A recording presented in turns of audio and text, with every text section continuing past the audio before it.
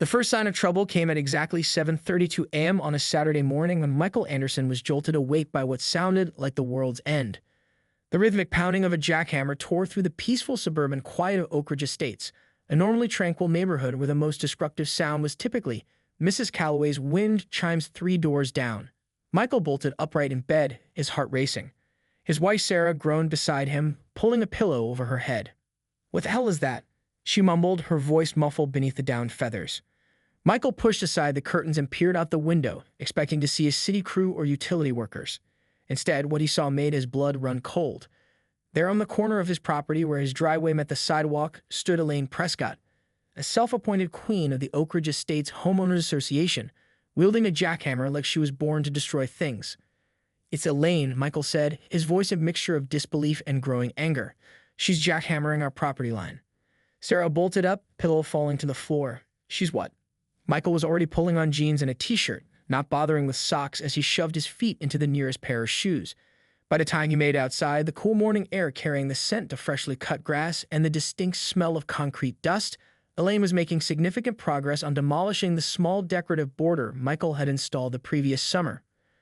"Elaine," Michael shouted over the deafening noise of the jackhammer. "What are you doing?" Elaine Prescott was 62 years old with a platinum blonde bob that never moved even in hurricane-force winds. She wore pristine white capri pants despite operating heavy machinery, and her pastel blue blouse remained mysteriously unstained by the concrete dust billowing around her. When she noticed Michael, she shut off the jackhammer with obvious reluctance. "Good morning, Michael," she said with a smile that didn't reach her eyes. "I'm fixing a violation." "Violation? What violation?" "That's my property you're destroying." Elaine's smile tightened. "Actually, this decorative border you installed last August violates HOA bylaw 7.32, which clearly states that all hardscaping elements must be approved by the architectural committee before installation." She reached into her designer tote bag and pulled out a laminated copy of the HOA guidelines, flipping to a tabbed page with the efficiency of someone who had done this many times before.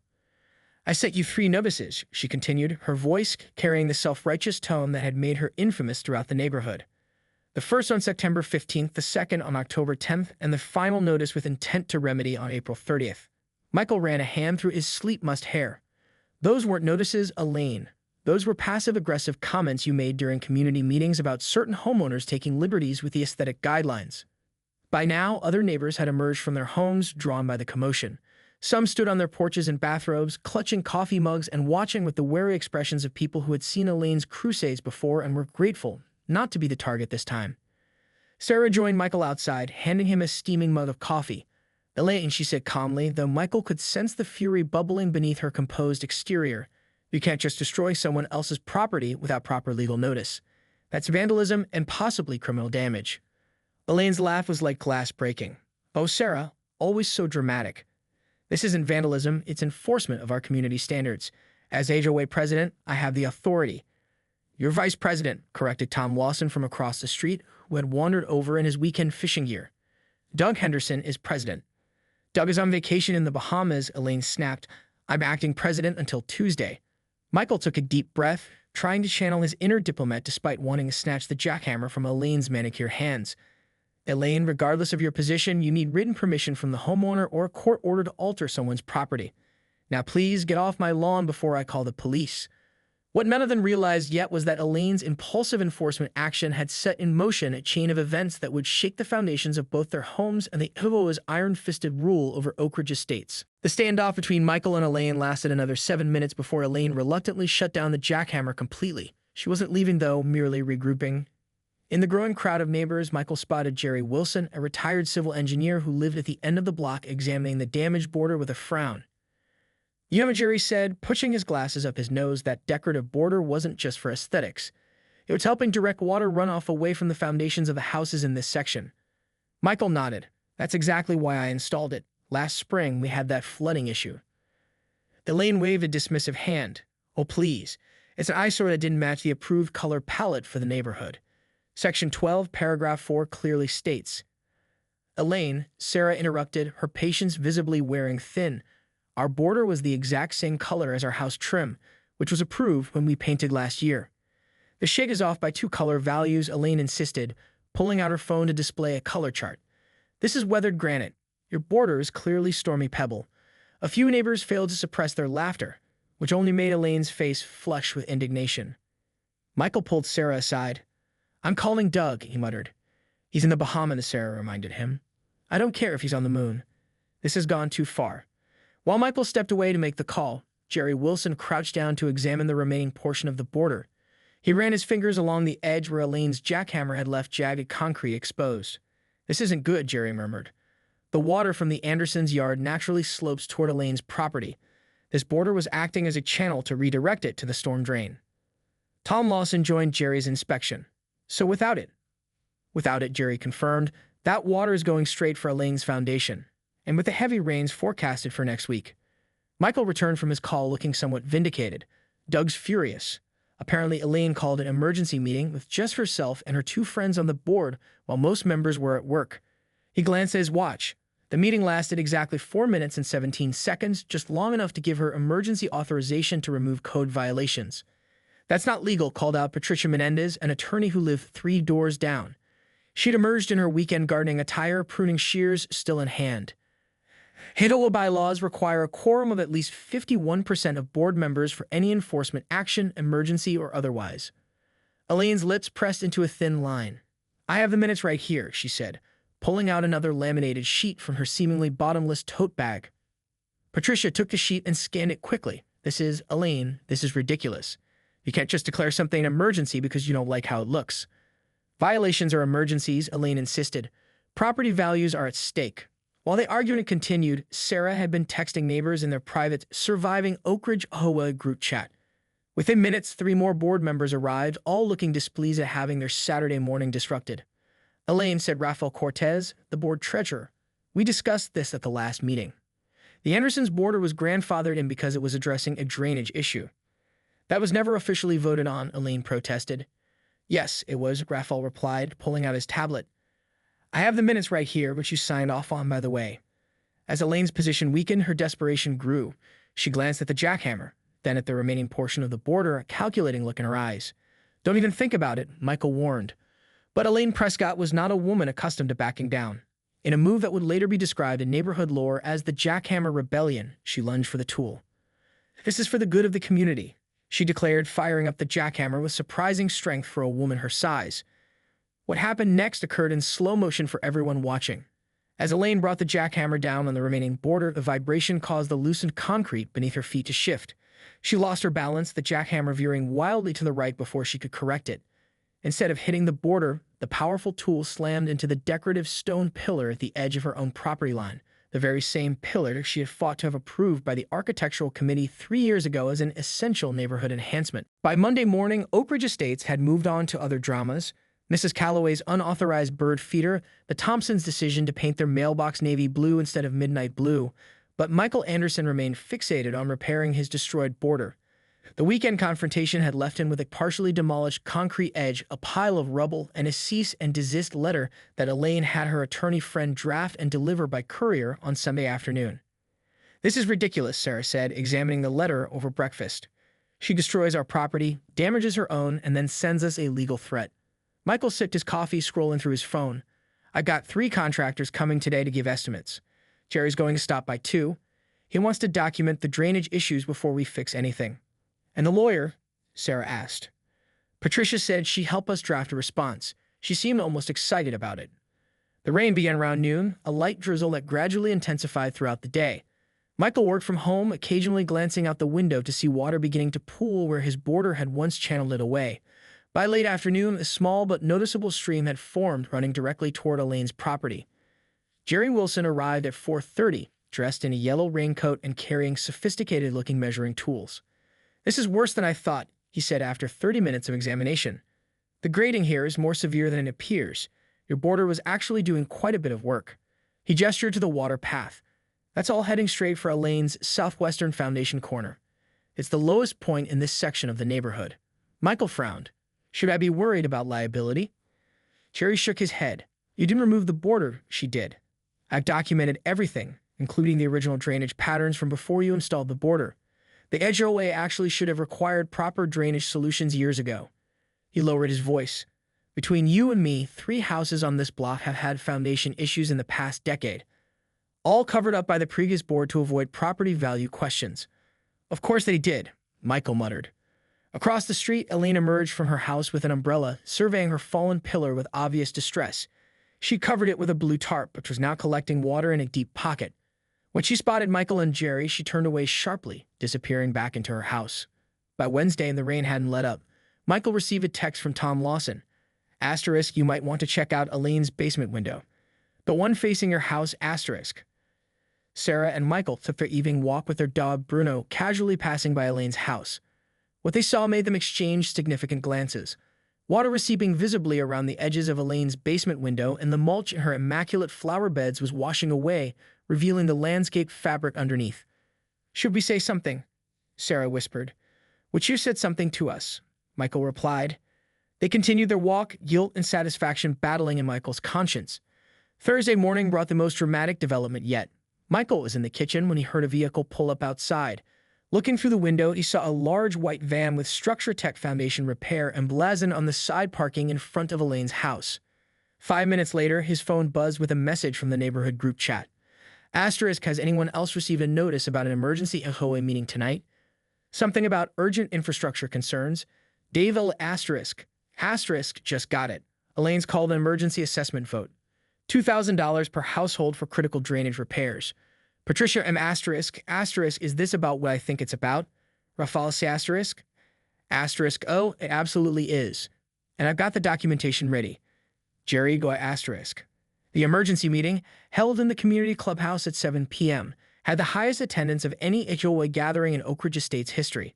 Michael and Sarah arrived early, securing seats near the front. Jerry Wilson sat beside them, a thick folder on his lap. Patricia Menendez stationed herself near the podium, legal pad in hand. Elaine arrived last, her usual confident stride replaced by a tense, hurried walk. Dark circles shadowed her eyes, and for the first time in neighborhood memory, her platinum bob looked slightly disheveled. Doug Henderson, recently returned from the Bahamas with a sunburn and a visibly sour mood, called the meeting to order. I understand, Doug began, his voice tight, that Vice President Prescott has called this emergency meeting to address drainage issues and propose a special assessment. The emergency HOA meeting ended in chaos. Elaine stormed out, slamming the clubhouse door hard enough to knock down the framed Oak Ridge Estates Community Values poster that she herself had commissioned the previous year. Doug Henderson called for calm and a follow-up meeting to address the legitimate drainage concerns Jerry had identified without the punitive special assessment Elaine had proposed. By Friday morning, the community had split into factions. Team Elaine, primarily her bridge club friends and a few neighbors who feared her influence, insisted that the Andersons should take full responsibility for the drainage issues. Teen Reality, as Tom Lawson had dubbed the opposition, pointed to Jerry's evidence and Elaine's unauthorized jackhammer escapade as the true cause of her basement flooding. Michael tried to stay above the fray, focusing instead on finally repairing his border with the help of a contractor recommended by Jerry. The new design would incorporate an improved drainage channel that would protect not just his property but also direct water safely away from Elaine's foundation. You're being awfully generous, Sarah commented, reviewing the plans. After everything she's done. Michael shrugged. It's not about being nice to Elaine. I don't want water issues affecting any of the houses. Besides, he added with a small smile, being conspicuously reasonable is driving her absolutely crazy. He wasn't wrong. Elaine had been spotted photographing the construction work from various angles, presumably for some future complaint. When the workers waved at her, she scurried back inside her house like a startled cat. Saturday morning brought a development no one had anticipated. A large moving truck pulled up in front of Elaine's house. Is she moving? Sarah asked incredulously, peering through their living room blinds. Michael joined her at the window. I doubt it. Probably just having furniture moved out of the basement while repairs are done. But by noon, the rumors had been confirmed.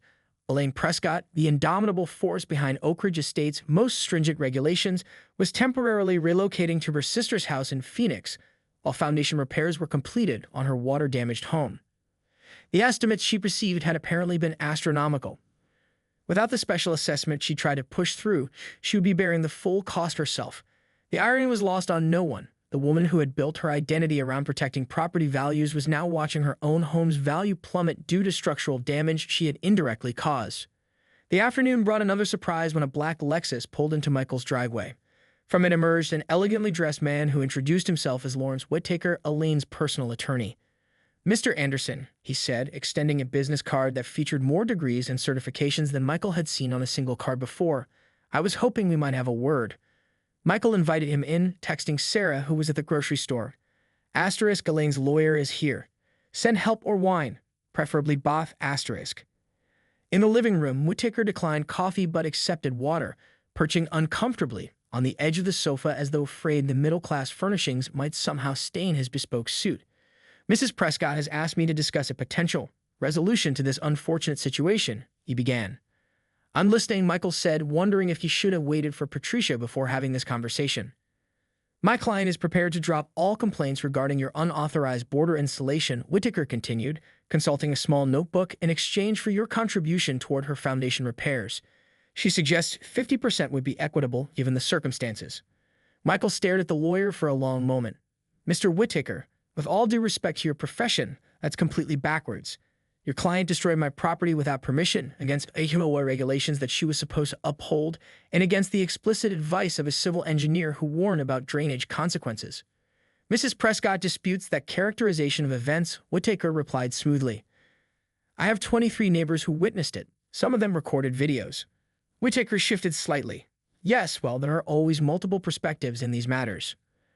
There's also documentation showing that my border was helping mitigate a drainage issue that the HOA, under Elaine's vice presidency, repeatedly refused to address properly. Documentation can be interpreted in many ways, the lawyer countered, though with noticeably less confidence. The front door opened and Sarah walked in with grocery bags, followed by Patricia Menendez, who was carrying a bottle of wine. I ran into Patricia at the store, Sarah explained with an innocent smile that didn't fool Michael for a second. 3 months passed. Summer settled heavily over Oak Ridge Estates, bringing with it afternoon thunderstorms, backyard barbecues, and a distinct shift in community dynamics. Michael's new border and drainage system had been completed, earning quiet approval from neighbors who appreciated both its functionality and aesthetic appeal. Even more satisfying was the small plaque installed beside it, approved by Oak Ridge Estates HOA. Permit hashtag OSD 2025-107. Elaine's house remained unoccupied, a construction dumpster perpetually parked in the driveway. The foundation repairs had apparently uncovered additional issues: mold in the basement walls, outdated wiring that didn't meet code, a support beam that had been improperly modified during Elaine's unapproved kitchen renovation 3 years earlier. The irony was almost too perfect. The neighborhood's most vociferous rule enforcer had been cutting corners in her own home all along. Have you heard from her? Sarah asked one evening as she and Michael enjoyed drinks on their patio with Tom and his wife Diane. Tom shook his head. Doug gets occasional emails. Apparently, she's reassessing her long-term residential preferences. That's Elaine speak for I'm too embarrassed to come back, Diane translated, reaching for another bruschetta from the appetizer plate. The HOA itself had undergone a transformation. Doug Henderson, chastened by the Jackhammered incident and the subsequent revelations about long-ignored infrastructure issues, had established new committees with actual expertise requirements. Jerry Wilson now headed the infrastructure committee, while Patricia Menendez had been asked to overhaul the HOA bylaws for clarity and fairness. The new rules about property modifications actually make sense, Michael commented. Who would have thought reasonable people could create reasonable regulations? The evening was interrupted by the distinctive sound of Rafael Cortez's vintage convertible pulling into Elaine's driveway. Rafael, still serving as HOA treasurer, had been overseeing the coordination between Elaine's contractors and the insurance companies. Carrie, as the four of them wandered over. Evening, Rafael, Tom called. How's the disaster recovery going? Rafael looked up from his clipboard with a grimace. Slower than expected. Insurance is only covering about 60% because of the unauthorized modifications Elaine made over the years. He lowered his voice. Between us, she's furious. The total is approaching 6 figures. Ouch, Michael winced, feeling a twinge of sympathy despite everything. Any idea when she'll be back? Rafael's expression turned enigmatic. That's actually why I'm here. She's asked me to post this. He handed Michael a glossy flyer. In elegant typography beneath a professional photo of Elaine's house, clearly taken before the damage, were the words, "For sale, elegant home and prestigious community, price for quick sale, some renovation required." She's selling? Sarah asked, surprised. Phoenix apparently agrees with her, Rafael replied. Her sister has connections to an exclusive retirement community there. No HOA, ironically enough. As they digested this news, a BMW pulled into the cul-de-sac, parking in front of the Wilsons' house. A middle-aged couple emerged, the woman consulting her phone while the man surveyed the neighborhood with obvious approval. Potential buyers for Jerry's place, Tom explained. They retired early and are downsizing from some massive house in the suburbs. The couple noticed their group and waved. After a moment's hesitation, the woman approached. "Hi there, I'm Caroline Chen, and this is my husband David. We're looking at the Wilson property, but honestly, we're considering several houses in this neighborhood. It seems lovely." Introductions were made all around. Caroline was warm and enthusiastic, while David had the cautious demeanor of someone who reads every contract twice. "We noticed a few houses for sale," Caroline continued. "That one across the street has an amazing floor plan, but the listing mentions some ongoing renovations." Michael and Sarah exchanged glances. "That would be Elaine's house," Michael said carefully. "There's quite a story there," Tom added with barely concealed glee. David's interest visibly piqued. "Is there something we should know?"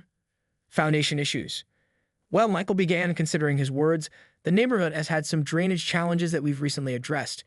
That particular house experienced some water damage, but the repairs are being done properly." "What Michael isn't telling you," Tom interjected, ignoring Sarah's warning look, "is that the previous owner caused the damage herself by taking a jackhammer to a drainage border without permission, then accidentally destroyed her own decorative pillar in the process."